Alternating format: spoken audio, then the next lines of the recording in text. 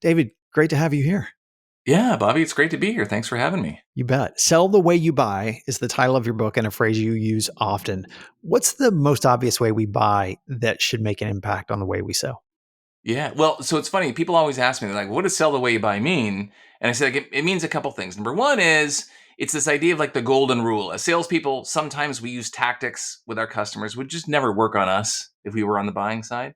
But the second, and kind of to your point, the most important part of it is to be really curious about like the pathways and mechanisms by which humans make purchasing decisions, because often these pathways are like hidden and unconscious to us, and they are all emotional and feeling based. So the idea of selling the way you buy is to kind of get into like the science behind how people make purchasing decisions so that we can align our sales motions. Speaking of that, you called your company Cerebral Selling, which I love. And one of the first comments into funny, it seems like a juxtaposition or a contrast, right? But one of the first comments in your book and a strong premise is, quote, as it turns out, human beings make decisions based on one thing, feelings.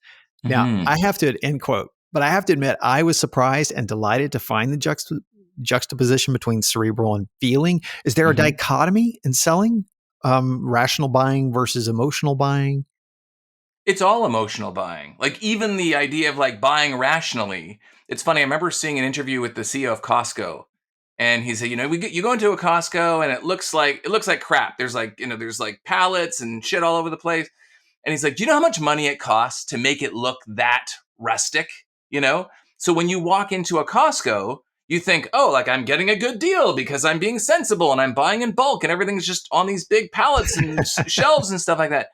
But really, like that, even that logical decision is an emotional decision, that you're making. So it's all emotion at the end of I couldn't agree more. I it. love asking the C-suite, particularly finance folks, like your last purchase, home or car, was it emotional or was it rational?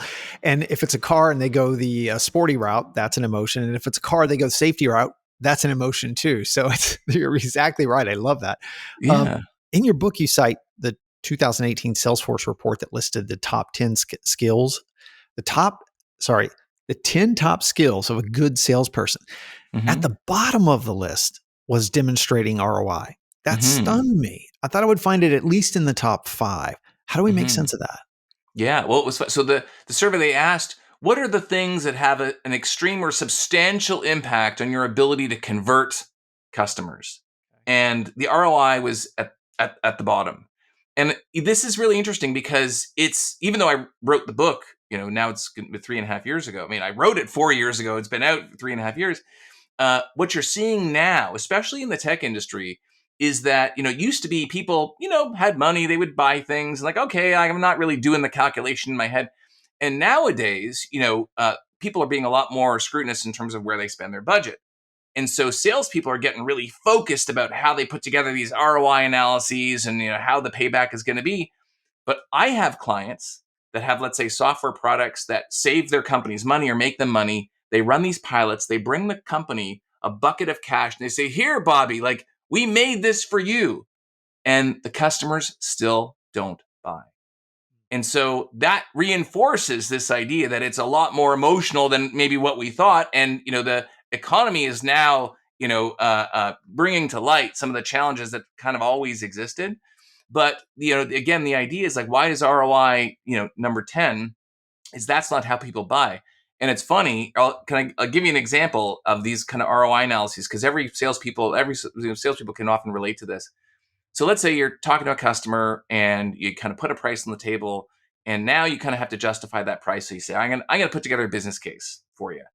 Typically our customers see a return of A, B, and C, but I'm going to use some of the numbers that you've given me. I'm going to make some assumptions that you buy into, and I'm going to, present this ROI. And before I present it to Bobby, I look at the thing and I'm like, okay, even with the numbers Bobby gave me, this is going to be like a pretty fast payback. I don't think Bobby's going to believe that this thing is going to pay for itself in 3 months. So you know what I'm going to do?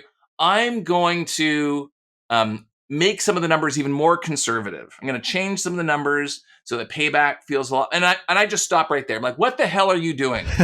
Okay. Right. Now, all you're doing is you're changing the numbers to make that return on investment one thing, which is believable.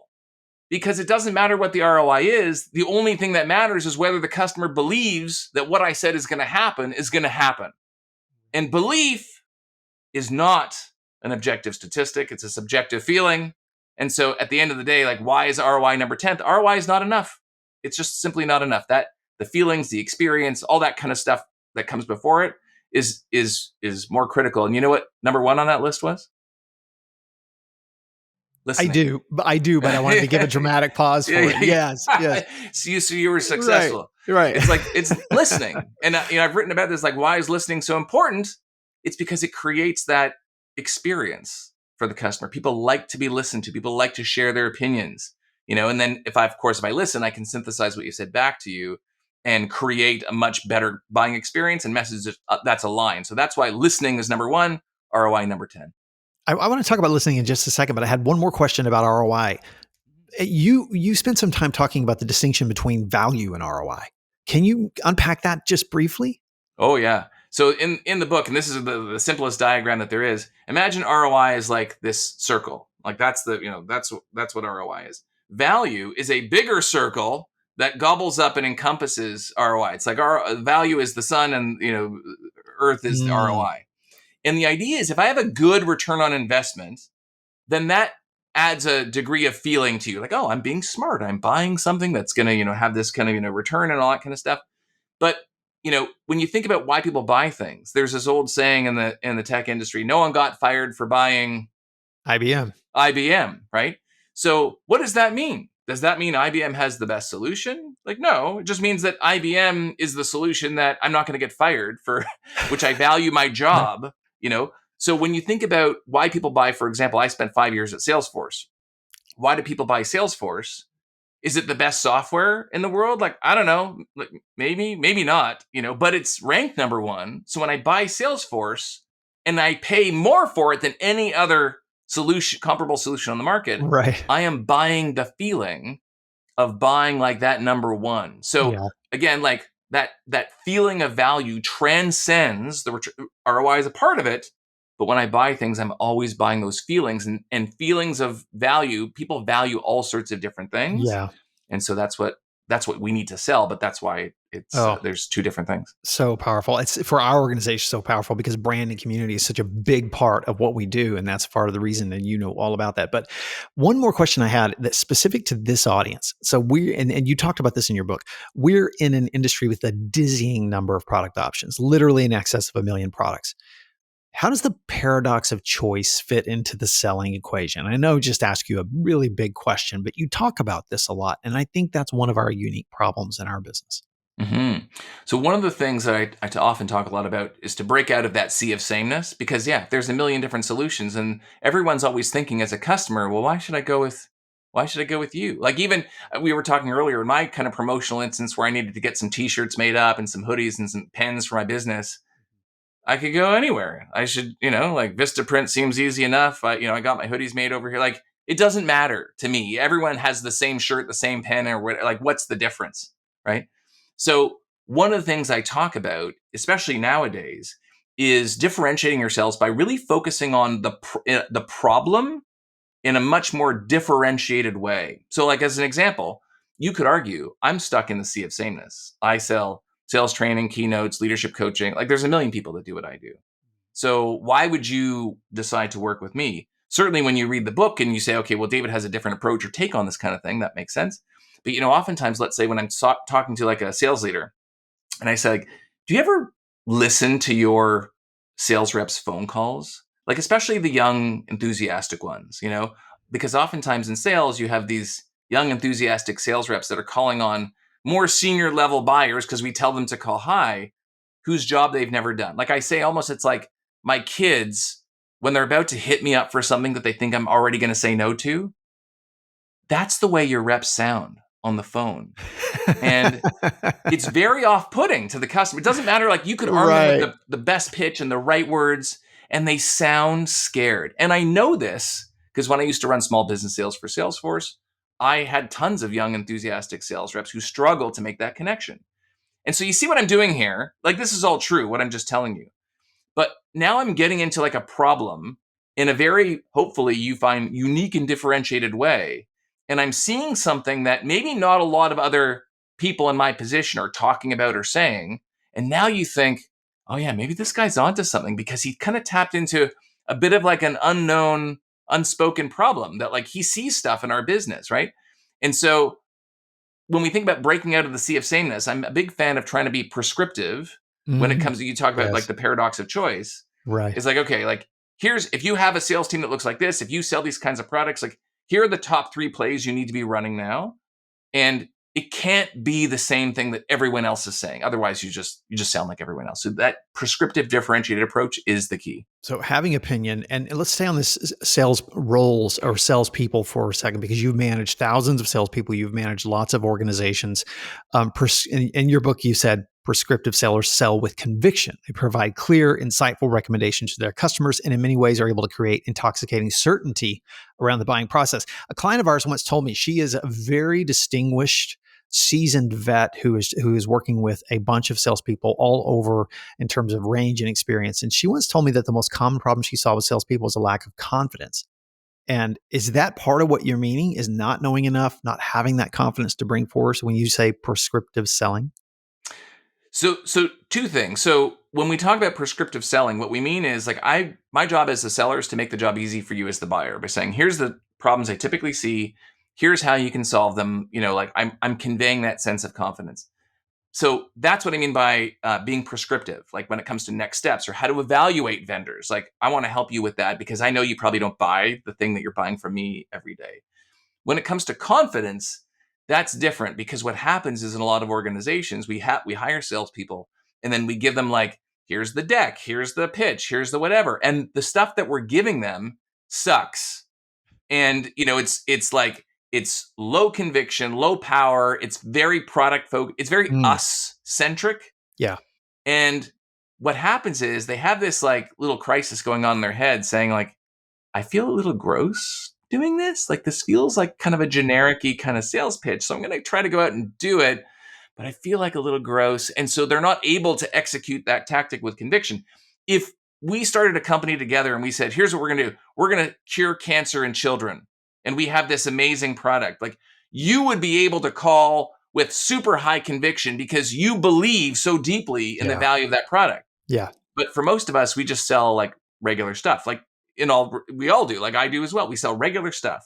So it becomes difficult for us to manifest confidence in a regular thing when the plays that are being put in our hands are old school and generic and things we don't believe in. Right.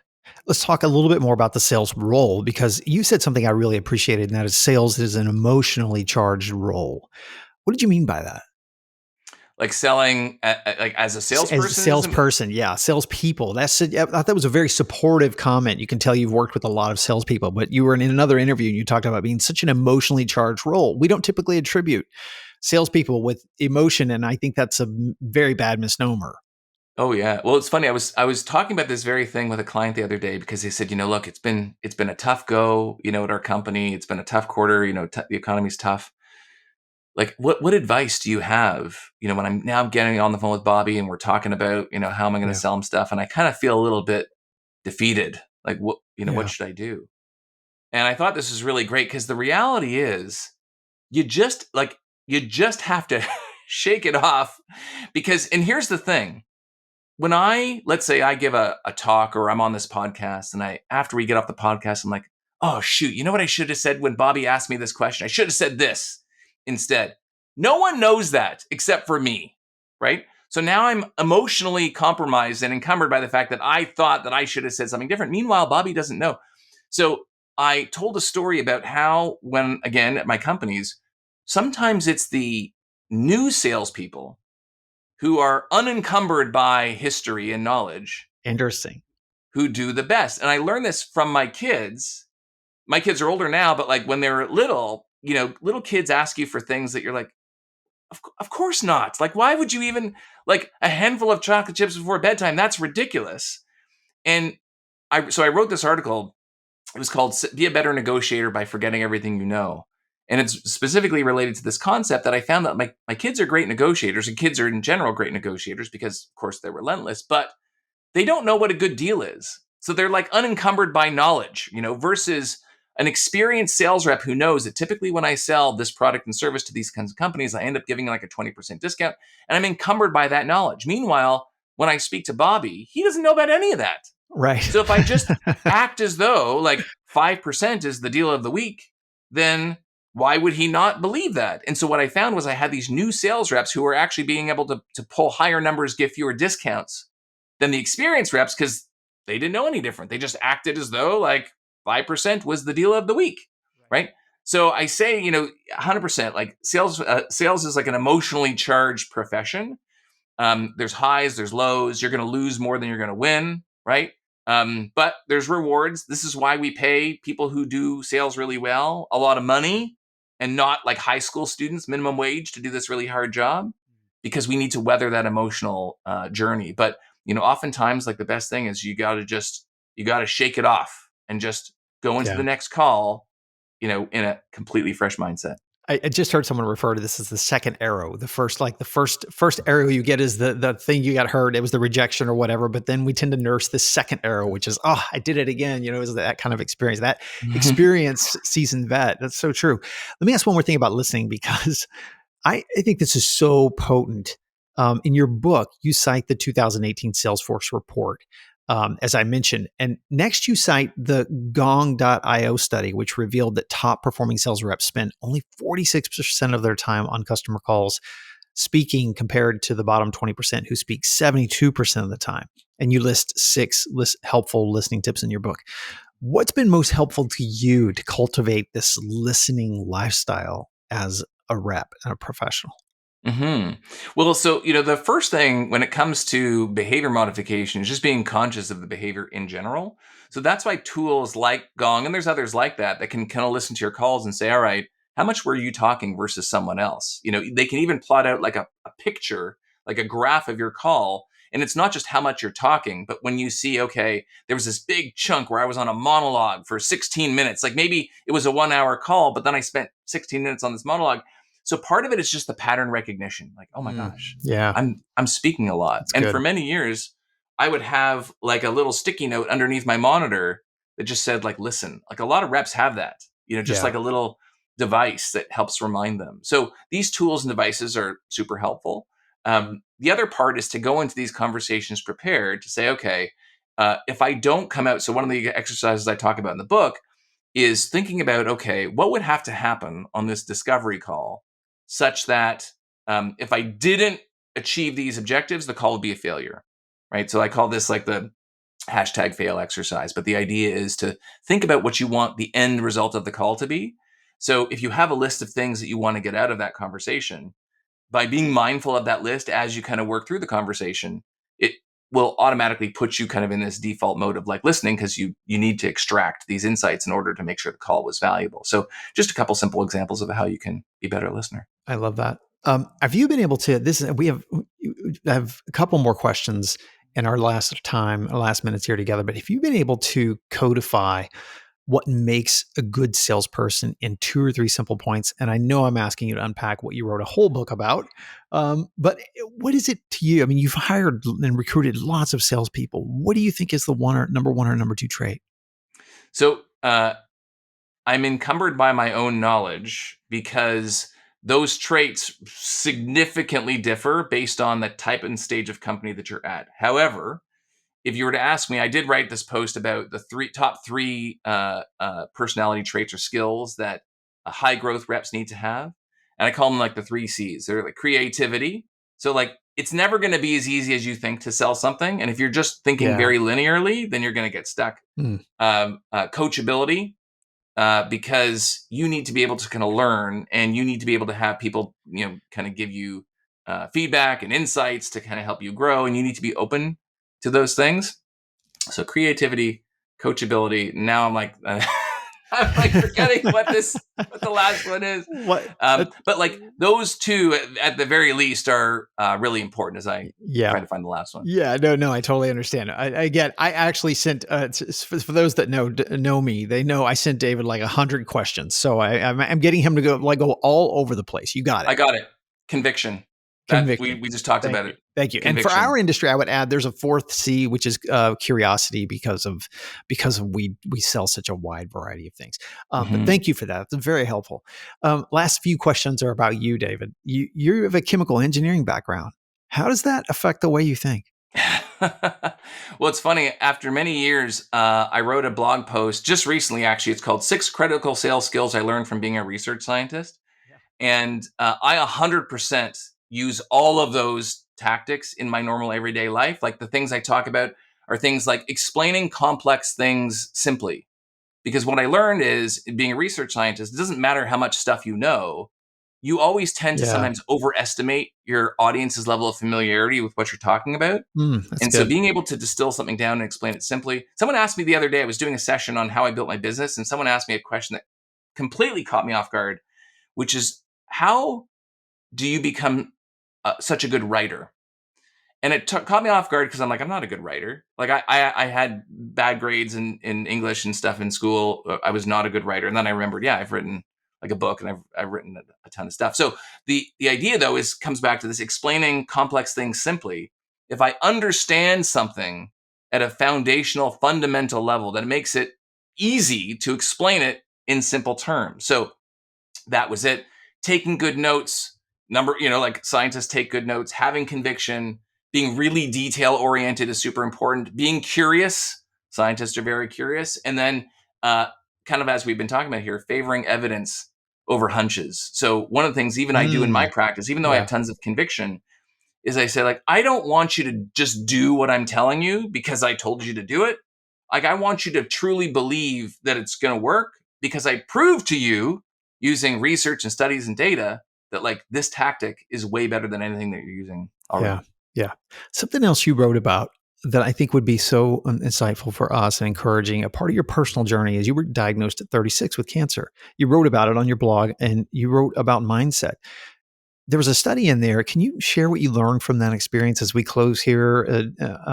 What did you learn and how does it relate to your work that you're doing now? Yeah. Well, it relates to my work in a couple ways.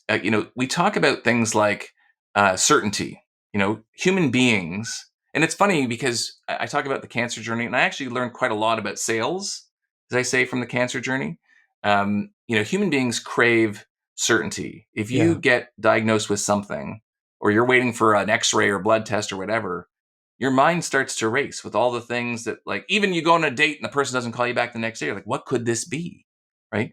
Human beings hate uncertainty because our brains are prediction machines that are designed to keep us safe. Yeah. Right. So, I say that as it relates to selling, the more we can create certainty in the mind of our buyers, the more successful we'll be at Mm, selling. And that was like good. one of the big lessons learned. But to your point about mindset, the study that I talk about in this particular post is a study. And this is kind of like, how do I say this? I wish these studies were a lot more definitive, but like, for example, when you're diagnosed with cancer, a lot of things go through your mind. Everything from like, oh, I'm going to crush this, like I'm going to, F cancer, I'm going to beat it, to like, oh my gosh, I'm going to die, and everything in between. And what they find is that the better the mindset that you're in, the better your prognosis is going to be. And when I was going through my diagnosis, I reached out to a bunch of different kinds of healthcare practitioners just to, try to give myself an edge. Yeah. And I remember visiting this Chinese medicine doctor, and I still remember to this day. I said, what's the secret? And he said, the number one thing, happiness. He says, when you're happy, your body is strong and it can fight. When you're unhappy, and we see this a lot when people who are, let's say, they're depressed, their vitals go down, their metabolism goes down, Yeah. even though, like, health wise, physically they might otherwise be okay. And so that mindset, as it relates to, health, cancer, selling, the mindset you bring to your calls, to your customer interactions is extremely powerful. Both, and by the way, I'm not saying like false bravado and like, tons of conviction, even simple things like being able to, for example, allow your customers to say no, like not bringing that confirmation bias that you're going to for sure buy something from me. Like if I'm calm, I call this is horrible, but I do talk about this in my training. I call this like the Ricky Bobby principle from Talladega Nights. It's like when he's driving with the cougar in the car, and they're like, if you're calm, that magnificent beast will be calm too. And so, so I think about the mindset that we bring. if we're calm, if we're chill, if we bring high conviction, if our customers see us as people who are valuable, knowledgeable, but not forcing them to do anything, then the chances of them buying something from us are very high, right? So that mindset's really important. What a beautiful way to end our chat. David, thank you for spending this time with us. I love it. I've enjoyed my time with you. Thank you for the work. We'll link to the book. And I think we'll be talking again soon, my friend. I appreciate it. Yeah, my pleasure, Bobby. Yeah, thanks for having me. You bet.